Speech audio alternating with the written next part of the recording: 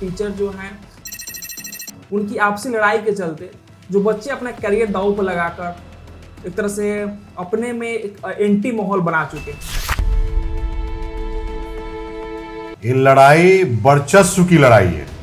सिर्फ इस चीजों की लड़ाई है कि हम कितना अच्छा मार्केटिंग कर सकते हैं। आप अगर छात्र हैं तो आपको देखिए, आपके लिए सभी शिक्षक बराबर है, किसी का पक्षधर होना नहीं चाहिए। आप उनसे क्यों जुड़े थे? सर अपने बचने की बात बोली, लेकिन जो इन शैक्षणिक हालातों में बच्चे जो फंसे हुए हैं इनसे वो बाहर कैसे निकले? विद्यार्थी को तो एक चीज हमेशा याद रखना होगा, मान लिया तो हार है, ठान लिया तो जीत। जी, तो सीधा सीधा सवाल मैं पूछना चाहूंगा कि कौन शिक्षक सर कितने गलत है और कितने सही है? एक कहावत आप लोग सुने होंगे, ये गुरु गुड़ और चेला चिन्नी, तो जब मास्टर गालीबाज हो जाएगा। एक लास्ट सवाल मैं सर से पूछना चाहूंगा कि क्या सभी जो टीचर हैं, सभी टीचर मैं इसलिए बोल रहा हूँ कि उसमें चीज़ों में काफ़ी सारे टीचर इन्वॉल्व हुए थे। दो टीचर की लड़ाई ना हो पड़ो, बहुत सारे टीचर इन्वॉल्व हो गए थे, कोई किसी के पक्ष में था, कोई किसी के खिलाफ में, तो ये सब मिलकर चीज़ों को सुलझा सकते हैं, खत्म कर सकते हैं सर। देखिए एक बात बताते हैं, तो दोस्तों आज हमारे साथ है पीके शाही सर। सर सबसे पहले आपका स्वागत है हमारे यहाँ। नमस्कार सर। और जो एक तरह से फिजिक्स के काफ़ी अनुभवी टीचर हैं और काफ़ी दिनों से अपनी शिक्षा के क्षेत्र में काम कर रहे हैं और एक तरह से काफ़ी अच्छे टीचर भी हैं। तो इनसे बात करेंगे पटना में हो रहे तमाम मुद्दों के बारे में, और जो दो टीचर के बीच जो बच्चे सर घिस रहे हैं, जो दो टीचर के कारण, यानी बोले सिंपल से बोले कि दो टीचर जो हैं उनकी आपसी लड़ाई के चलते जो बच्चे अपना करियर दांव पर लगाकर एक तरह से अपने में एक एंटी माहौल बना चुके हैं, उनको कैसे क्या करना चाहिए सर? सबसे पहले बताइए सर। देखिए सबसे पहले छात्रों को ये सब चीजों से दूर रहनी चाहिए। ये दो शिक्षक की जो आपसी लड़ाई है, जी जी, ये लड़ाई वर्चस्व की लड़ाई है। सिर्फ मार्केटिंग इस चीजों की लड़ाई है कि हम कितना अच्छा मार्केटिंग कर सकते हैं। कर सकते हैं। एक शिक्षक क्या करते हैं, इमोशनल मार्केटिंग करते हैं, और एक शिक्षक प्रोफेशनल मार्केटिंग करते हैं। दोनों प्योर व्यवसायी हैं। शिक्षक के नाम पर ये लोग बच्चों को गुमराह कर रहे हैं और छात्रों को इन सब चीजों से बचनी चाहिए। तो सर क्या दोनों जो टीचर हैं वो जो आपकी आपसी जो लड़ाई है, मैंने एक क्वेश्चन अभी पूछा है, लेकिन उससे रिलेटेड एक और क्वेश्चन सर पूछना चाहूँगा कि जो दोनों टीचर हैं और आपस में उनकी जो भी लड़ाई चल रही है चल ही रही है, लेकिन उसमें क्या हो गया है कि बच्चे जो है एक तरह से एक दूसरे को ज़्यादा किसी टीचर को पसंद करते हैं, उसके खिलाफ जाकर बोलना है, किसी को पसंद तो उसके खिलाफ जाकर बोलना है, और बोल कर ऐसे क्या होता है कि काफ़ी सारे हिंसक भड़क भी हो जाते हैं कभी कभी। तो उन सब चीज़ें उनको खासकर बच्चे के लिए जो जॉब की तैयारी कर रहे हैं, तो उन पर भी गलत इम्पैक्ट पड़ेगा उसका। देखिए सबसे पहले जो छात्र हैं उनको पता होना चाहिए कि हमको सरकारी नौकरी की तैयारी कर रहे हैं। जी जी, एक तो ये छात्र वैसे छात्र हैं जो गरीब परिवार से आते हैं, किसान परिवार से आते हैं, ग्रामीण क्षेत्र से आते हैं। जी जी, उन छात्रों को मेरा एक स्पष्ट संदेश है कि आपको सरकारी नौकरी की तैयारी कर रहे हैं तो आप सोशल मीडिया के उजुल फिजूल चीज़ों में समय बर्बाद नहीं करें। और आप जानते हैं कि बिहार सरकार ने सोशल मीडिया एक्ट भी लिया है, एक्ट भी लाया सभी, जिससे छात्र के जीवन पर बहुत कड़ा इसका प्रभाव पड़ेगा। अगर किसी का पक्ष लेते हैं, किसी के बारे में गलत कमेंट्स करते हैं, किसी के खिलाफ बोलते हैं, देखिए आप अगर छात्र हैं तो आपको देखिए, आपके लिए सभी शिक्षक बराबर है, किसी का पक्षधर होना नहीं चाहिए। आप उनसे क्यों जुड़े थे? पढ़ने के लिए जुड़े थे। पढ़ने के लिए जुड़े। लेकिन ये दोनों जो शिक्षक की जो लड़ाई आप कह रहे हैं, ये लड़ाई अब दूसरा रूप ले लिया है। अब वहां दोनों जगह बच्चे फी दे के पढ़ रहे थे, चाहे कोई भी शिक्षक के पास फी दे के पढ़ते हैं, चाहे न्यूनतम फी हो या अधिकतम फी हो।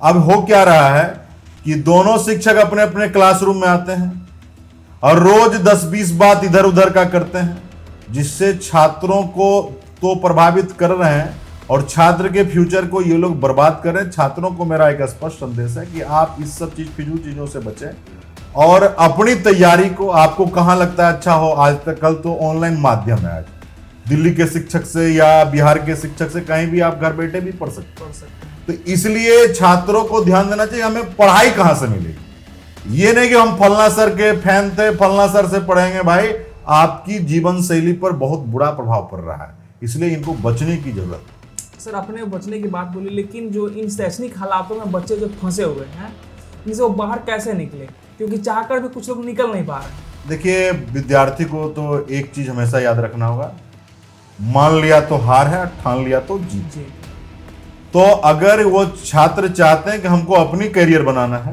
तो इन दोनों का करियर बनाना छोड़ दीजिए, या जो शिक्षक इस तरह के माहौल को क्रिएट करते हैं उन शिक्षकों का आप जीवन बनाना छोड़ दीजिए, आपका जीवन बन जाएगा, नहीं तो उनके चक्कर में आपका जीवन बर्बाद हो जाएगा।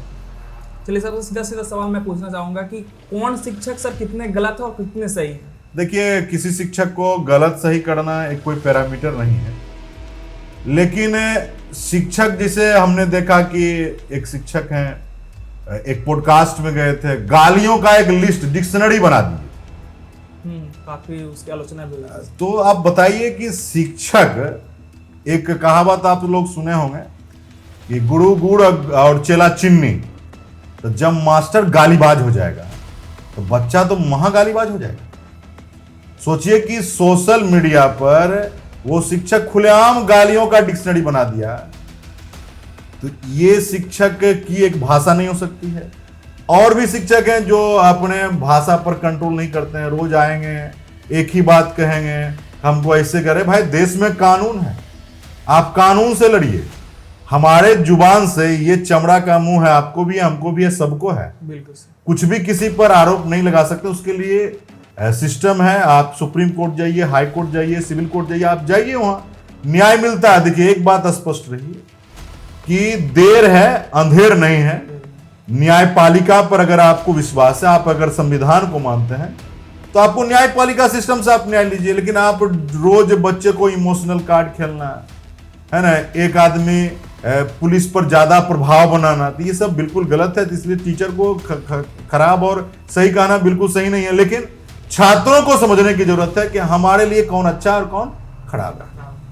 चलिए बिल्कुल सर। एक लास्ट सवाल मैं सर से पूछना चाहूंगा कि क्या सभी जो टीचर हैं, सभी टीचर, मैं इसलिए बोल रहा हूँ कि इसमें चीज़ों में काफ़ी सारे टीचर इन्वॉल्व हुए थे, दो टीचर की लड़ाई ना हो पड़ो, बहुत सारे टीचर इन्वॉल्व हो गए थे, कोई किसी के पक्ष में था, कोई किसी के खिलाफ में था, तो ये सब मिलकर चीज़ों को सुलझा सकते हैं, खत्म कर सकते हैं सर। देखिए, एक बात बताते हैं, ये लोग जो शिक्षक हैं वास्तविक रूप में शिक्षा का मतलब नहीं समझ पा रहे। अगर जो शिक्षा का मतलब समझते तो जरूर इस चीज जो बवाल हुआ, एक पोस्टर फाड़ने से ये सिलसिला शुरू हुआ, इसको सब टीचर मिलकर सॉर्ट आउट आसानी से कर सकते। लेकिन क्या हुआ कि ये लोग क्या सोचे, ये दोनों लड़ेगा, हम बेनिफिट उठाएंगे, क्योंकि ये दोनों शिक्षक के पास मास स्टूडेंट पढ़ते, इसमें कोई डाउट नहीं है। दोनों शिक्षक पढ़ाने में अपने आप में अच्छे भी हैं, इसमें भी कोई डाउट नहीं है। लेकिन अन्य शिक्षक क्या कि इस मौका का फायदा उठाने की कोशिश करें। और ये क्या हुआ कि आग में घी डालने का काम हुआ, कोई इधर से बोल रहा है, कोई उधर से बोल रहा है, और ये मामला सुलझा नहीं, उलझ गया। तो इन सब शिक्षक जो भी हमारे साथ हैं, क्योंकि हम लोग 15 साल से हम लोग टीचिंग कर रहे हैं, बहुत सारे हमारे मित्र बंधु भारत के डिफरेंट हिस्सा में पढ़ा रहे हैं, तो जो भी शिक्षक खास करके जो पटना में है, जहां लड़ाई का जड़ है, उन शिक्षक को चाहिए कि पहल करें और पहल करके एक रास्ता निकालें जिससे कि ये बात बंद हो जाए। और विद्यार्थी, क्योंकि शिक्षक का मूल मकसद है छात्रों के भविष्य का निर्माण करना, और हम निर्माण करने के बजाय उसको काली कोठरी में हम धकेल रहे हैं। तो ये सभी शिक्षकों से हमारा गुजारिश रहेगा कि इसको सॉर्ट आउट करके छात्र फिर अपने अपने सिस्टम में पढ़ने लगेंगे तो ज्यादा बेहतर होगा। बिल्कुल सर से हमने काफ़ी सारी बातें की, सर को भी धन्यवाद देते हैं कि अपना कीमती समय निकाल कर सर आए, और आपसे ऐसे ही मिलते रहेंगे किसी नेक्स्ट टॉपिक नेक्स्ट वीडियो में। तब तक के लिए धन्यवाद।